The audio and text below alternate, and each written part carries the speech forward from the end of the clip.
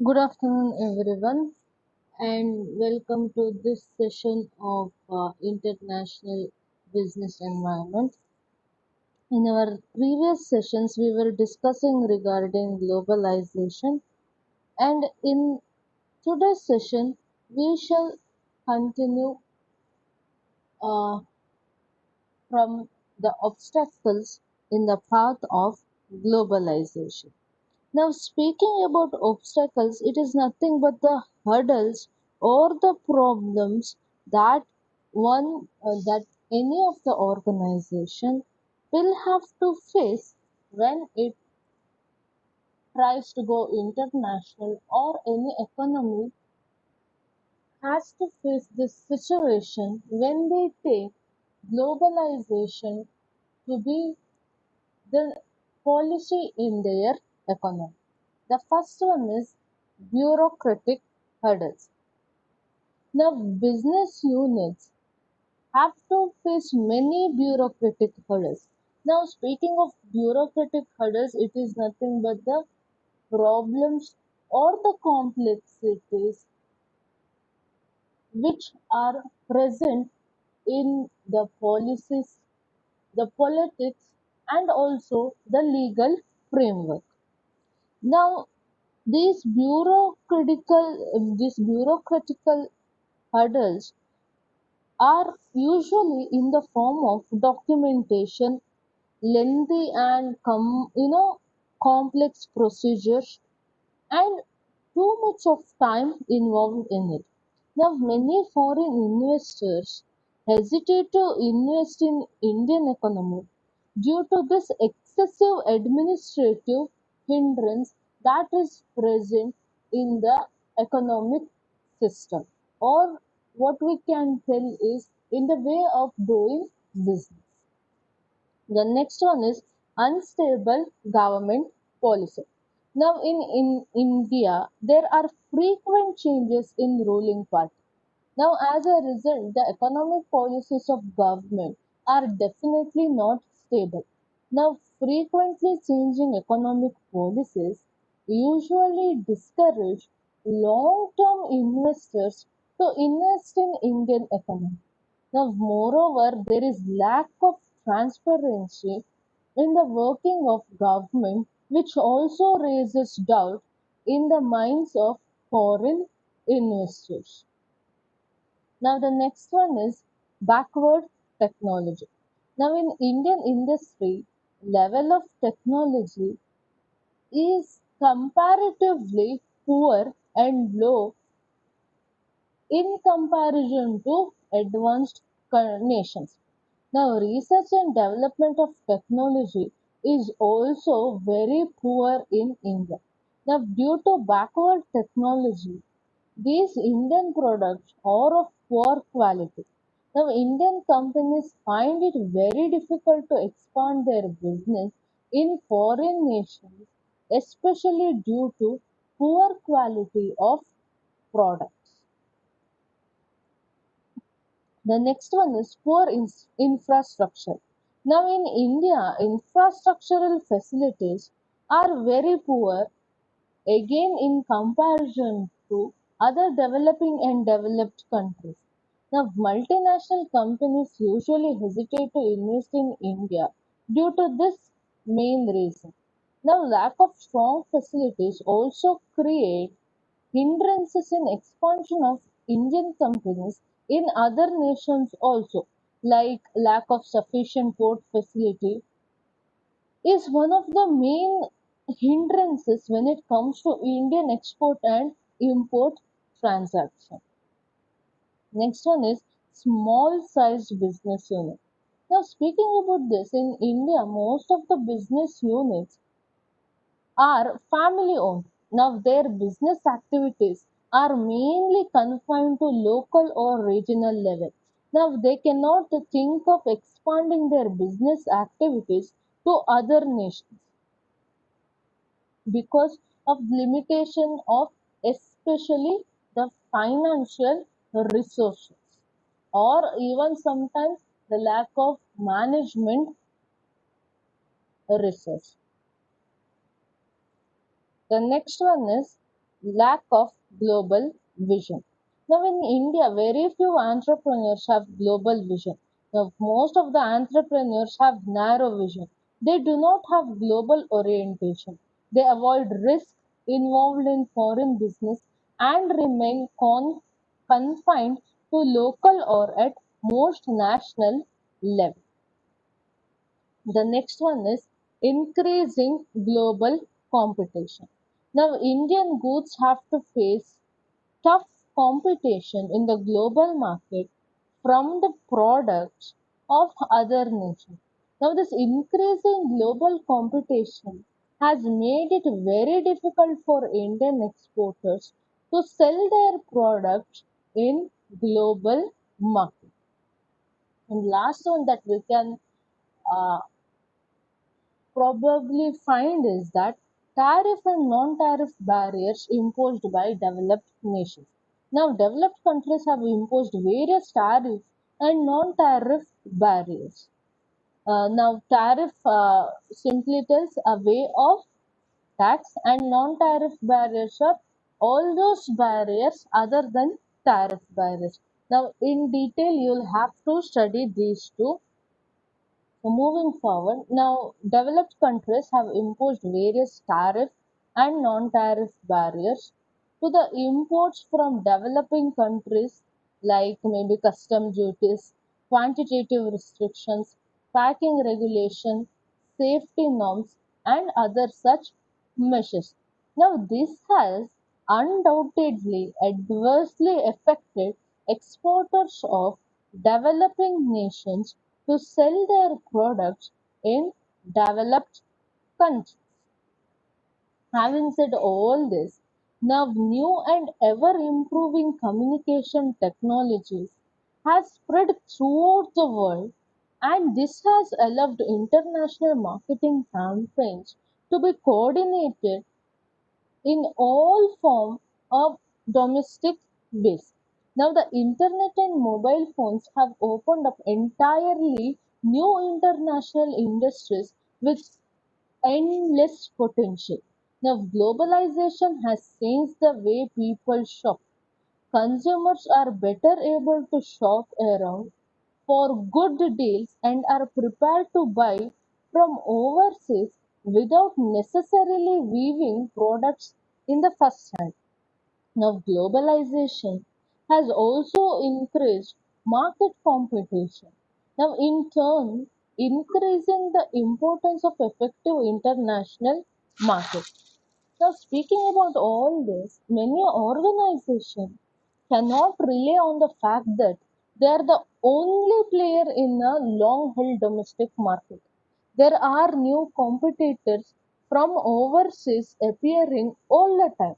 Now, the transportation and distribution system are more efficient than it has been ever before, and this has made it easier, faster, and cheaper for businesses to get their products to their ultimate consumers and customers. Now, electronic transfers have also made making and receiving of international payments faster and also more secure. Now, finance is more readily available to both consumers and organizations. Now, for all this, we'll have to be thankful for globalization for many of the financial providers. Now, investors are also interested in spreading their investments over a wider range of markets to reduce their overall level of risk. Now, an increased availability of capital market it easier for organizations to finance their international marketing efforts. Now, one of the important topics is what is the difference between domestic business and of international business? Now, speaking about this, domestic business definitely, according to the definition, includes all the business transactions conducted within the border of a particular nation or a commercial entity. Now, being in this particular border, it will have the advantage of dealing with its local factors. For example, maybe currency, the customs, the culture, regulations, and tax system. On the other hand, now international business includes all the commercial activities conducted beyond the national boundaries. That is, all business activities which occur between two or more regions, countries, or nations. Now, undertaking business activities globally is more complex than domestic business activities. Now, having said this, in simple words, there can be a number of aspects to differentiate international business from domestic business, like less mobility of factors of production, heterogeneous customers, variations in business and political activities, and so on. Now, some of the factors which show why international business activities are said to be more complex and difficult activity than domestic one can be discussed. Now, having said this, definitely the work being done is not totally different or entirely different. It is just that when compared to domestic business, the international business is way more complex. Now, the first one, which tells us that international business is complex, is in terms of its scope. Now, the scope of international business is much more wider than domestic one. Now, this international business not only includes export materials, but also it includes trade in services, licensing, and franchising, as well as it includes foreign investment also. But on the other hand, domestic business is limited to a particular territory. Although firms may have many small business units in different areas, but all are trading inside one single boundary. The next one is benefits to nation. Now, international business helps nations to gain foreign currencies foreign currency. Now, this efficient use of domestic resources and employment opportunities also can be taken into account. Now, in contrast to this, domestic business does not need foreign currency. It also helps in creating employment opportunities. But the main benefit of doing business is perfection in utilization of resources and thereby earning more benefits. Now, the next one is benefit to firms. Now, through international business, firms can earn higher profits. Now, greater utilization of production capabilities, improved business vision, and other such opportunities and advantages.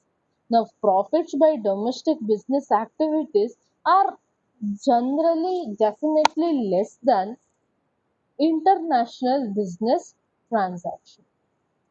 The next one is fluctuations in market. Now, firms can bear the market fluctuation if it is operating globally and can withstand with huge losses because of its widespread business operation. Now, though losses in one area can be stabilized by profits from other area. Whereas firms doing business domestically have to face this situation, which might sometimes result in low profits. In some cases, it might result in losses too. Now, the next one is technological benefit. Now, this international business provides the firms and the organization to share latest technology across the globe, which as a result improves the mode and quality of production process also. Now the next one is improvement in political relations. Now, international business usually results in cross national cooperations and arrangements because of healthy political relations that is present among nations.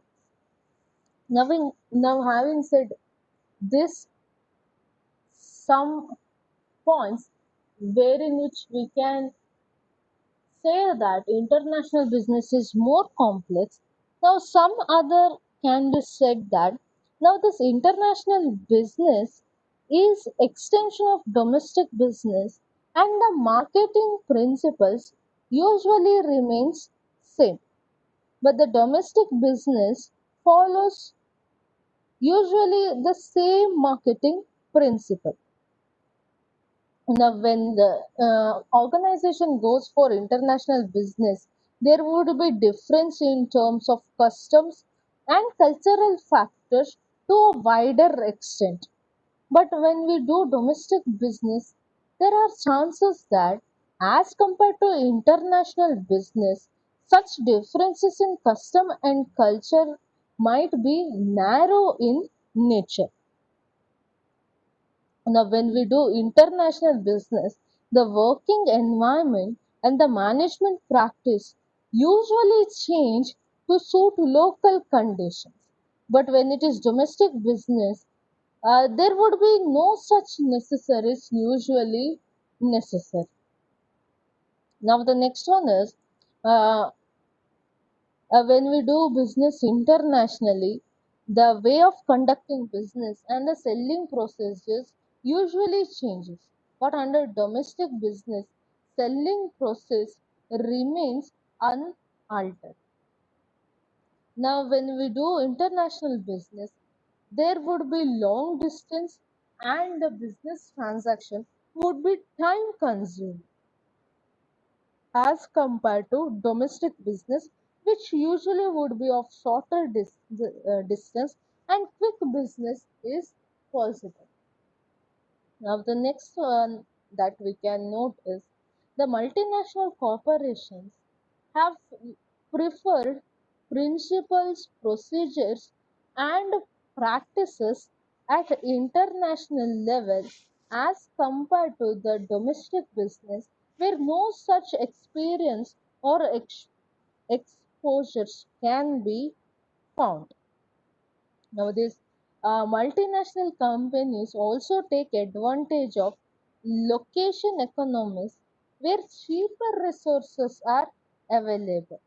But when these multinational companies or organizations or even the domestic businesses, they will not find any such advantage once their plant is built because it cannot be easily shifted from one place to another. Now, usually when it is international business, the large companies they enjoy the benefit of experience curve. But when we come into domestic businesses, usually it is possible to get this experience curve benefit through collaborations in most of the scenarios. Now, when it is international business, usually it is said that there would be high volume of cost advantage. In domestic business, the companies have to go for automation and come up with new methods to make available cost advantage for the organization. In international business, global standardization is possible, but this particular advantage will not be available for domestic businesses. Now, the international business also tried to create new values and global brand image. but under domestic business, no such advantage is possible. Now, discussing these differences, it is also important to know how to manage business in the era of globalization. Now, undoubtedly, this globalization has become the buzzword that has changed human life around the world in a number of ways. Now, the growing integration of societies and national economies has been among the most frequently discussed topics during recent years. Now, the firms in the era of globalization determines its strategies and their behavior so that it can easily respond to the environmental changes. Now, the high degree of economic integration also possesses economic and financial constraints in the path of business operation. Now, the globalization offers challenges as well as opportunity for business enterprises. Now, we can note few of those opportunities and also challenges for business enterprise. Now, introduction of foreign companies in domestic territory usually raises the level of competition, especially for the domestic industry. Now, the reduction in tariffs usually gives way to ease of market access, which enables foreign market accessible as well as increases the competition. Now, if at all the removal of trade barriers and liberal investment regime happens, it would enable companies to invest everywhere and expand their business activities outside the domestic area also. Now, it motivates integration of business operations globally also. Now, this globalization helps in development of capabilities across the world.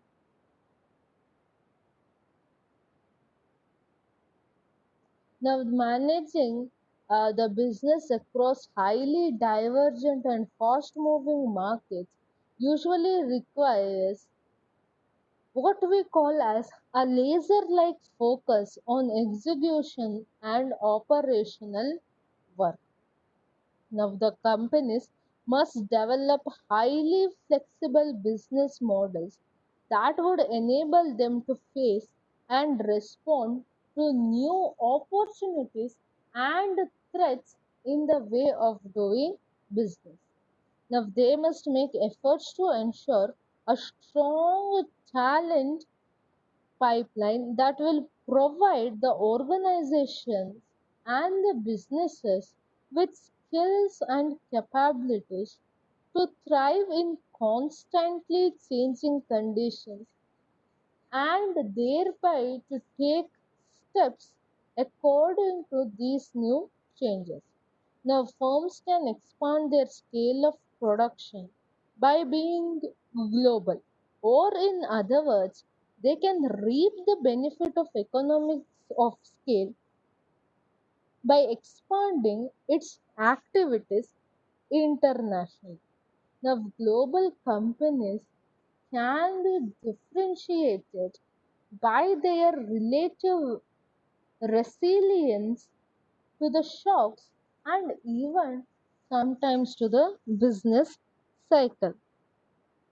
Now, having spoken about these global strategies, now some of the global strategies adopted by business enterprise usually includes the global conception of markets, multi-regional integration strategy, the changes in external organization of multinational firms, and worldwide network structure. Now, changes in international organization, global outsourcing, greater transparency, and corporate governance regulation is also possible. Now, um, here within,